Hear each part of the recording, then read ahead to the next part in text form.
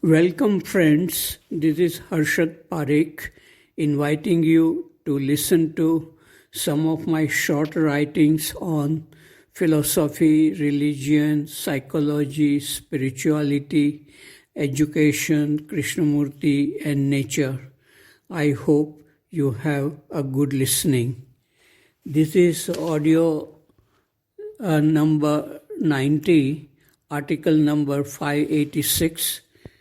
It is about, is there destiny? I see dust particles moving randomly in air with bright sunlight. You cannot predict which particle will move in which direction. This is called the Brownian motion. Do insects, birds, and animals move in a predetermined direction? Sometimes I see a millipede moving slowly in some direction. If I touch it gently, it changes direction. It seems it has no fixed direction to move. Do human beings move in a predetermined direction? Is there destiny? If there is, why do we make any effort to change ourselves? How do we know we are moving in the right direction? How do we know what is right and what is wrong?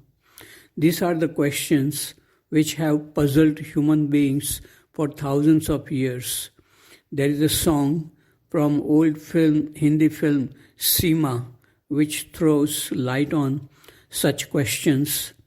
कहाँ जा रहा है तू ऐ जाने वाले अंधेरा है मन का दिया तो जला ले. Article number 587, it is about matter and mind. This morning, many thoughts are coming to my mind. I do not have time to write down all of them. Whatever is written seems meaningless, immature, and false after some time. We can never know ourselves fully. We are aware of very few fleeting moments. So many words and half sentences come and go which have no significance. They rise like bubbles and burst on the surface. What activates memories? It seems that we are not separate individuals. Our mind fields extend far outside our body and overlap with mind fields of others. Our body too does not end at our skin according to physics. A small part of the body, that is matter, extends far away from the body as matter wave. The thinking makes us believe that we are separate from the world. What happens there affects here and vice versa. Last night I was absorbed in reading a book about Niels Bohr, a great physicist who struggled to understand the nature of matter at atomic level. Scientists neither understand matter nor do they understand mind at the deepest level. Article number 588, it is about inward beauty. We had a dialogue this morning among a small group of teachers at Rajghat Besant School. The topic was inward beauty. Artists, musicians, dancers, poets create beauty by paintings, music, dance, and poems. But their life may not be beautiful, harmonious, free from psychological problems like fear, anger, jealousy, addictions to drinking and drugs. Some of them may suffer from depression too. Their creation comes from their talents and momentary feeling of inspiration. Inward beauty comes from freedom from all psychological problems. The greatest art is the art of living with freshness, newness in looking, listening, and learning. It comes from the inexhaustible treasure buried within. The inward beauty was awakened in my life after I became intensely curious about thoughts and feelings arising in me. This curiosity was awakened in my life after I read a book of Krishnamurti in 1973. This curiosity had no motive. While watching thoughts and feelings with intense curiosity, changes began to happen in the body and the brain. All outward things like swans moving gently in a lake, flowers blooming on trees, blue sky and white clouds floating in the sky, the colors and shapes, the changing expression on the faces of human beings, everything seemed strangely beautiful. It seemed as if there was no observer thinking about what was observed. It was the awakening of a new way of looking at things and thoughts and feelings. Without this inward beauty, everything one gathers in life, money, fame, property, relationships, all become meaningless and lead to anxiety and deterioration of mind. Blessed are those who come upon this motiveless curiosity of looking inward. Article number 589. It is about remembering Krishnamurti I.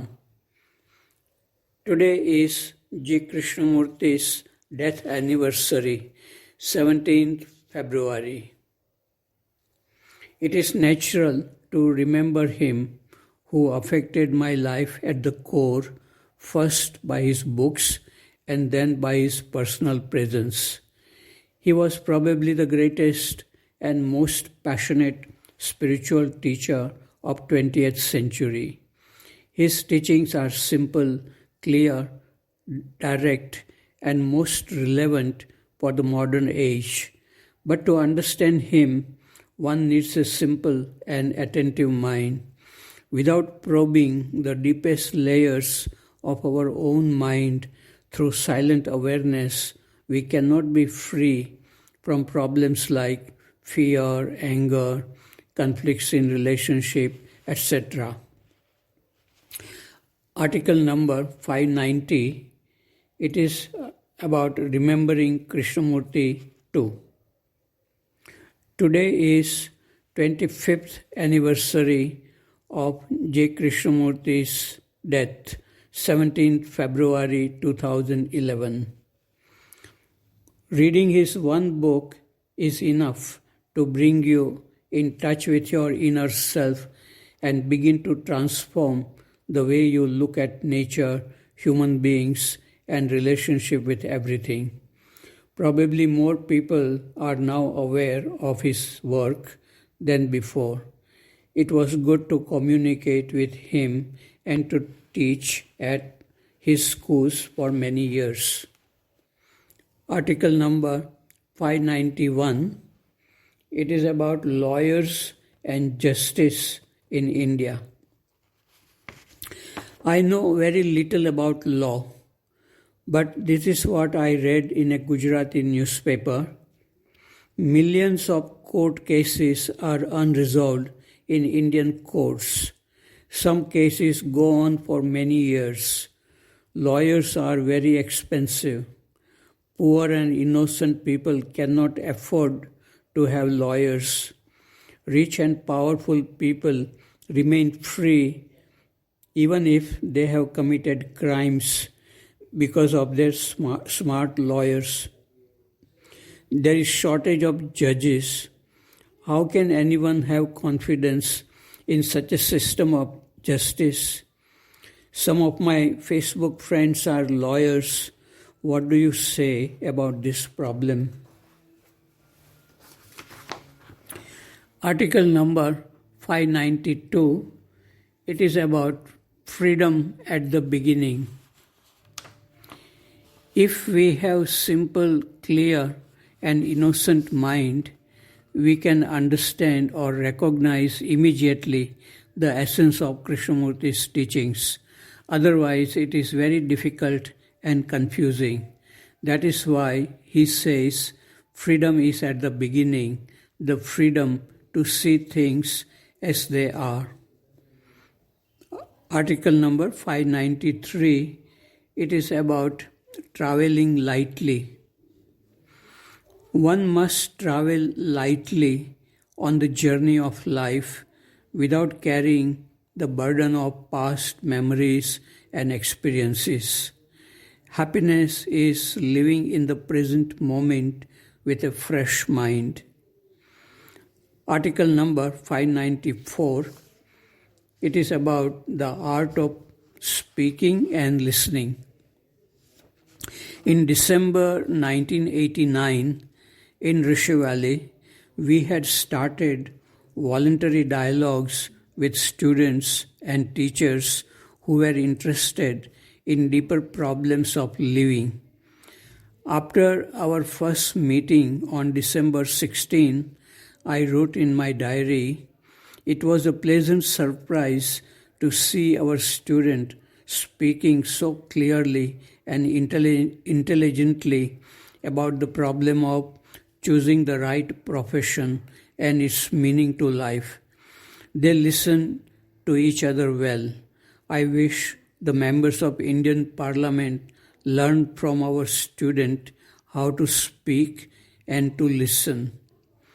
It seems to me that the members of Parliament must go through some training on how to speak, listen, and behave before they enter into the Parliament for the first time, and if they do not behave well, they should not be allowed to be present there.